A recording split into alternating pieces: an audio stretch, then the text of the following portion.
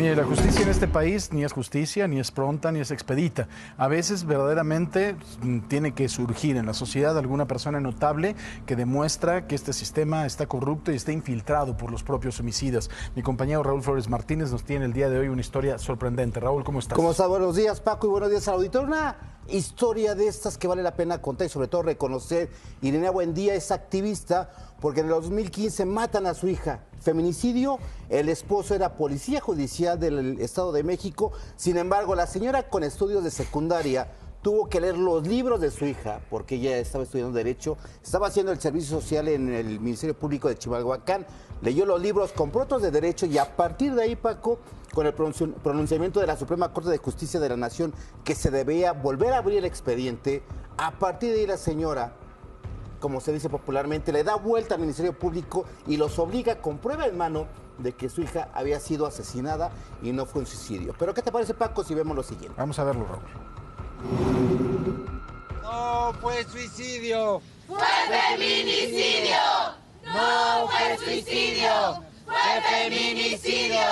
¡Ni una más! ¡Ni una más! Irenea Buendía Cortés ha sido víctima de violencia institucional por 12 años al exigir justicia por el feminicidio de su hija, Mariana Lima Buendía.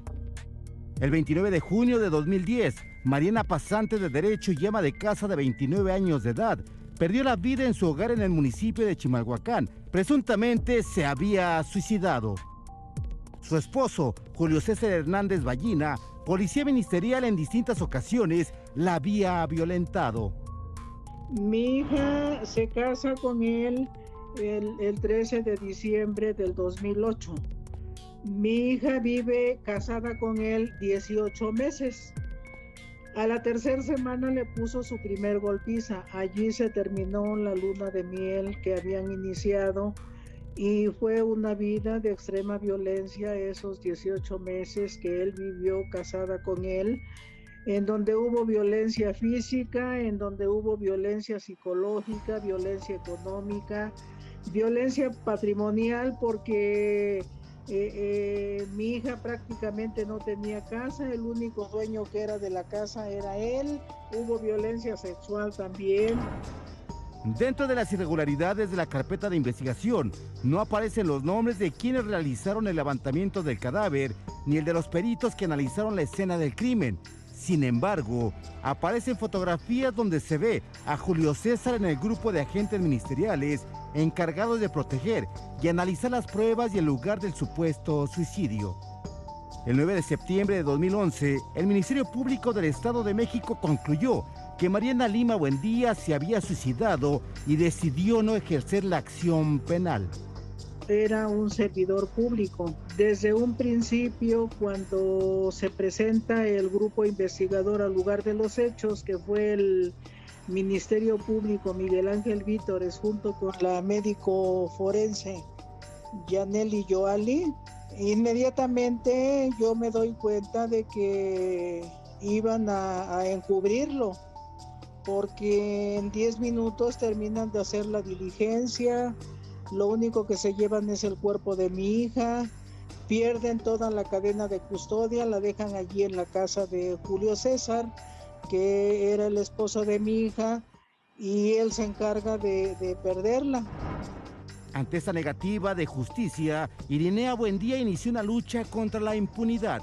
El 25 de marzo de 2015, la Suprema Corte de Justicia de la Nación emitió la sentencia relativa a la investigación de la muerte violenta de Mariana Lima Buendía, constituyendo el primer pronunciamiento de este tribunal relacionado con el feminicidio. Y lo que ganamos en esa sentencia, Mariana Lima Buendía, de la Suprema Corte de Justicia de la Nación, es que todas las muertes violentas de mujeres y niñas se investiguen con perspectiva de género para poder acreditar que se trata de un feminicidio, no solamente en el Estado de México, sino en todas las 32 entidades de la República Mexicana. Las autoridades del Estado de México reabrieron el caso. Sin embargo, Irenea Buendía realizó de manera autodidacta una investigación para esclarecer los hechos. Para ello, se especializó en Derecho y Criminalística, con lo que desmintió el supuesto suicidio de Mariana. Lo que yo hice fue leer los libros de mi hija, porque ella iba a ser abogada. De hecho, llega al Centro de Justicia de Chimalhuacán a hacer su servicio social. Ella estaba estudiando en la Facultad de Derecho en la Universidad Nacional Autónoma de México. Compro más libros, me cuelgo del cordón con el que, según el dicho del asesino, mi hija se había colgado, y que no sé si alcance usted a mirar, era un cordón como este, de 5 milímetros de diámetro. Yo empiezo a hacer las pruebas de resistencia. El 23 de junio de 2016, Julio César fue detenido. 6 días después, el 29 de junio, se inició un proceso en su contra. Un proceso donde se han diferido las audiencias en 50 ocasiones y se han cambiado a los jueces 9 veces. Han pasado 8 años del inicio de este proceso y aún no hay una sentencia contra Julio César Hernández Ballina. Lo que sí hay son amenazas y agresiones en contra de la familia de Irenea Buendía Cortés, quienes solo exigen justicia.